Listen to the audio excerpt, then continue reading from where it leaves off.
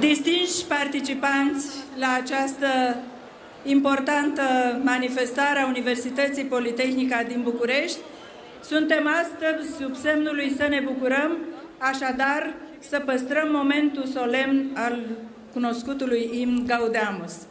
Vă rog să vă ridicați să-l ascultăm.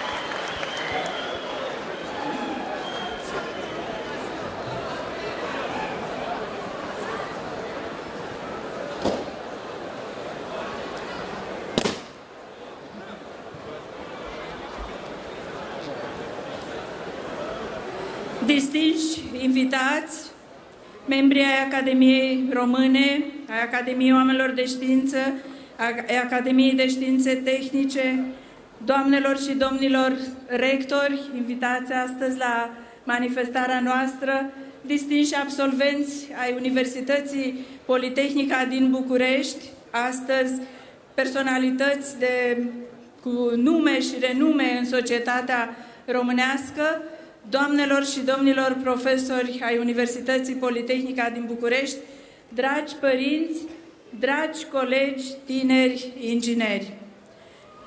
Sala Palatului are o frumusețe cu totul specială o dată pe an.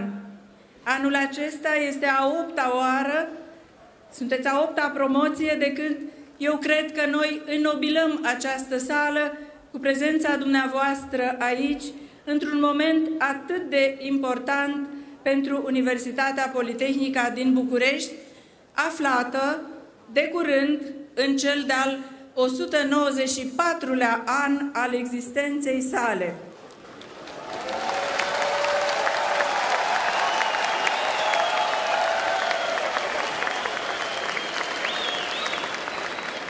Trebuie să corectăm ceea ce scrie pe poster acolo.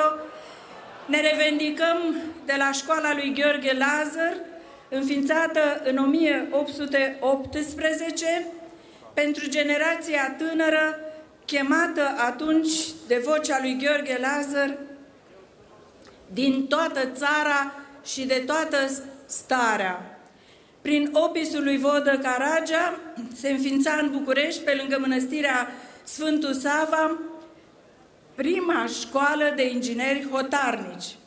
De atunci și până astăzi, Universitatea Politehnică din București, școala de ingineri cea mai mare din țară și îndrăznesc să spun și cea mai prestigioasă,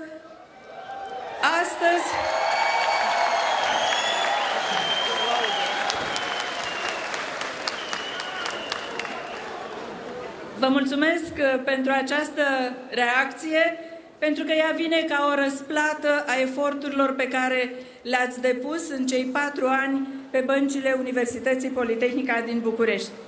Dar să vedem dacă astăzi sunt aici prezente toate facultățile universității care astăzi scot pe piața muncii, trimit ambasadori dincolo de granițele școlii, ingineri, absolvenți ai Politehnicii din București. Facultatea de Inginerie Electrică, stimată doamnă decan,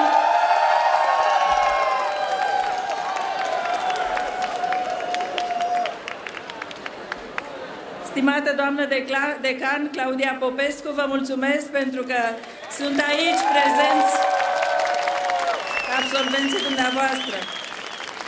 Facultatea de Energetică.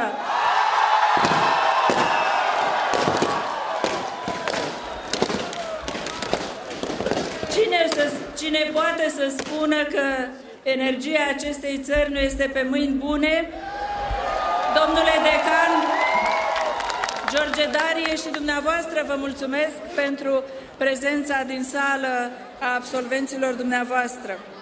Facultatea de Electronică, Telecomunicații și Tehnologia Informației.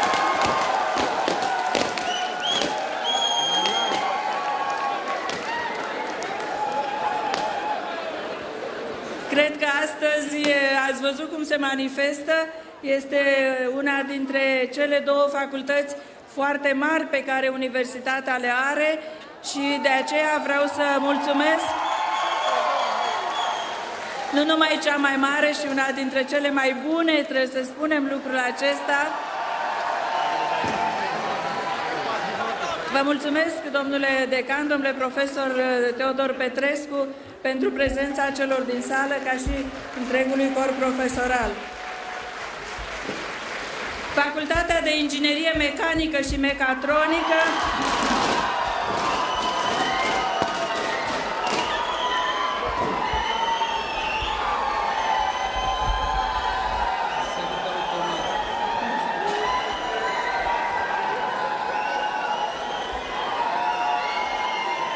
Cine spune că astăzi nu este emoționat, sunt convinsă că și domnul decan, domnul profesor Prisecaru, care însoțește, este la fel de emoționat ca și mine, care acum trebuie să prezint scuze Facultății de Automatică și Calculatoare, pe care o salut.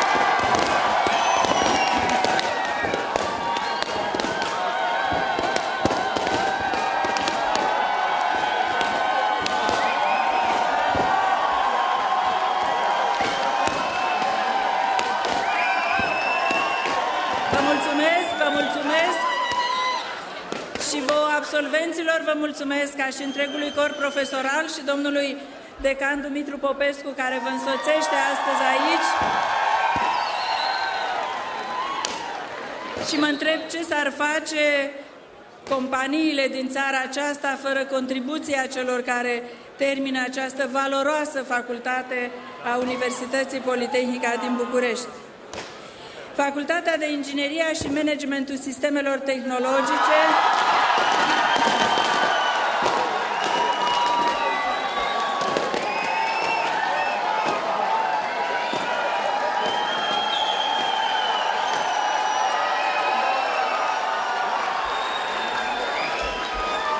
Vreți să câștigați dacă măsurăm decibelii? Vă felicit și pe dumneavoastră și mulțumesc și domnului decan Amza, care vă însoțește, ca și celorlalți dascăli. Facultatea de Inginerie a Sistemelor Biotehnice.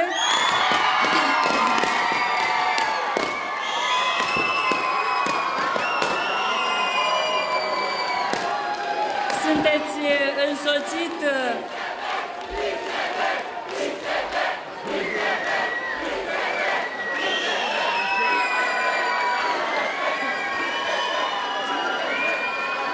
Nu sunteți mulți, dar sunteți și foarte buni. Mulțumesc și domnului decan, domnului profesor Paraschiv, care vă însoțește. Facultatea de Inginerie Aerospațială.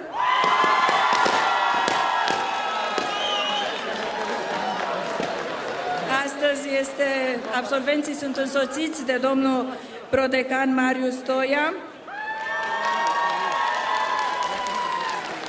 Facultatea de Inginerie a Materialelor,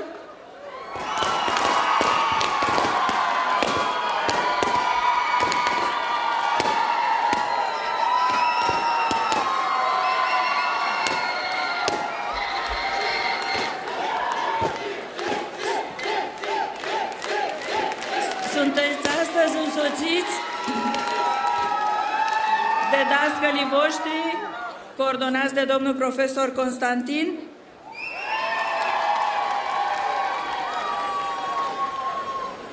Facultatea de Transporturi,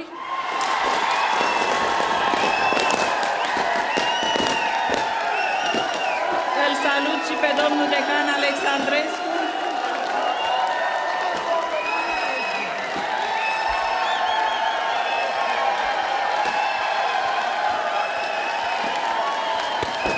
Facultatea de Chimie Aplicată și Știința Materialelor,